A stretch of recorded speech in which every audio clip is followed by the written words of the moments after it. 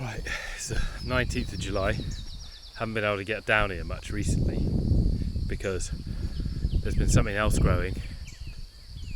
I have been getting pretty frustrated with the weather, as everybody. Because like these tomatoes have been on there. I'm sure they've been on there 6 weeks, and they're still not ripe. Then I put some nets down over here, and then the other night I put out a load of Savoy cabbage seedlings, and I thought they'll be alright overnight. I'll come back tomorrow. Didn't manage to make it back till the afternoon, so I put about 40 little plugs out, and the pigeons absolutely ravaged them. So I should have put the netting on sooner. I've got a taller netting that I've now put onto the Brussels sprouts, which are struggling at the moment in that soil.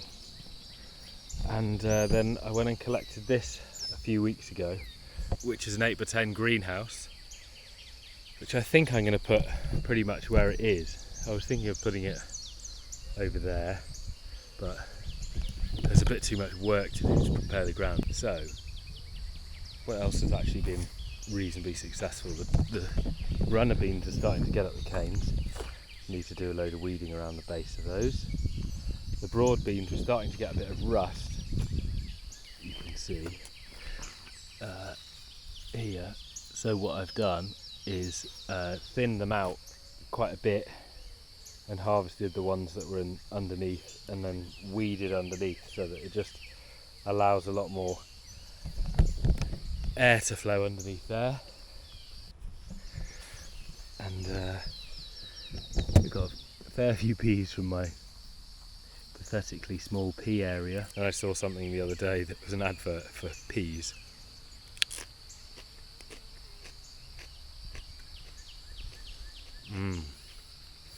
Penis. Oh, and I took out some of the potatoes there. Got marginally more out than I put in as seed potatoes, and they were fairly slug munched. But I'm now going to replace them with some pak choy and wait till they get eaten by slugs as well. It has just been ridiculous how many slugs there have been. Like, I've not noticed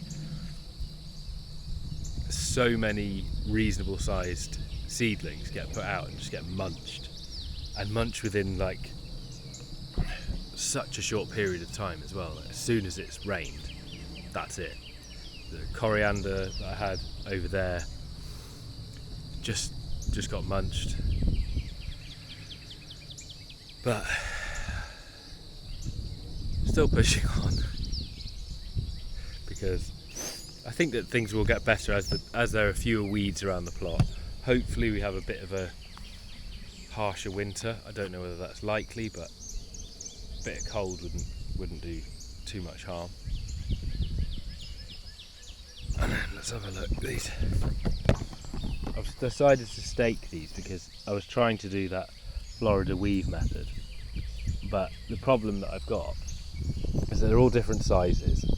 I'd forgotten that the Romas that are in here are a determinate variety, so they're growing completely differently to the beefsteaks that are at this end.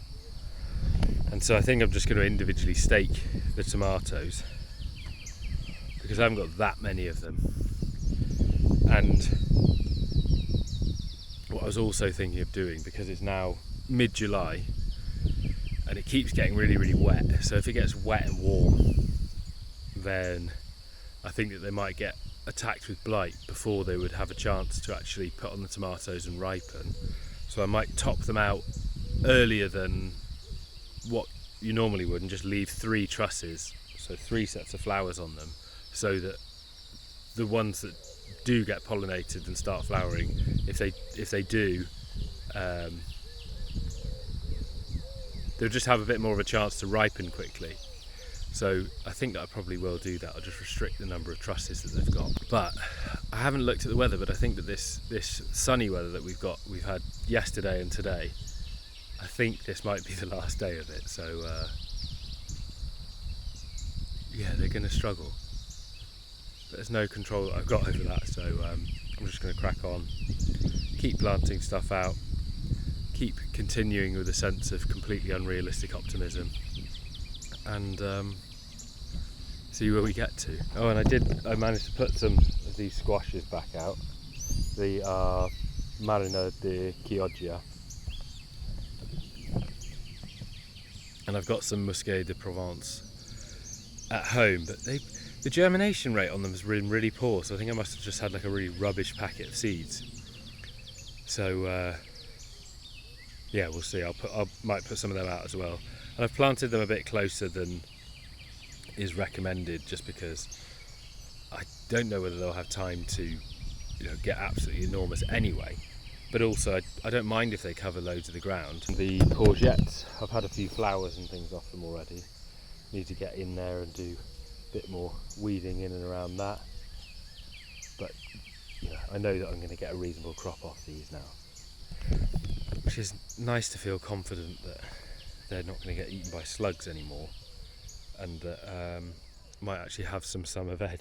I put some chard in this bed, but even that is getting attacked a bit by, I'm pretty sure that's birds pecking at that. There's quite a lot of pigeons on this site. Ow. That's a bit of stinging nettle. And the onions, see, they're doing pretty well.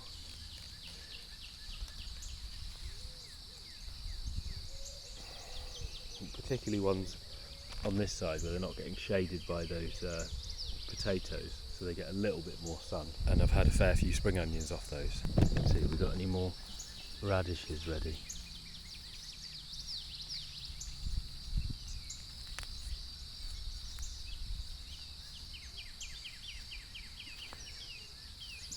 Not yet. Now, where was I? Oh yeah, I was going to tell you about the little bit of sunshine that's come into my life very recently.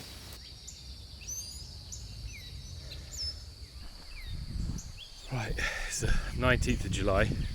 Haven't been able to get down here much recently because there's been something else growing that has now hatched, and yeah, he's just been fed, so I've just come down here in between his feeds, and he's with his mum at the moment. And I have obviously got loads of photos of him, but I'm trying to avoid having him identified on social media because he's not old enough to do it yet, and I don't think it's fair for me to use him as an accessory. But I'm absolutely overjoyed, wanted to share the news with you all, and thanks very much for watching, and I'll see you again very soon.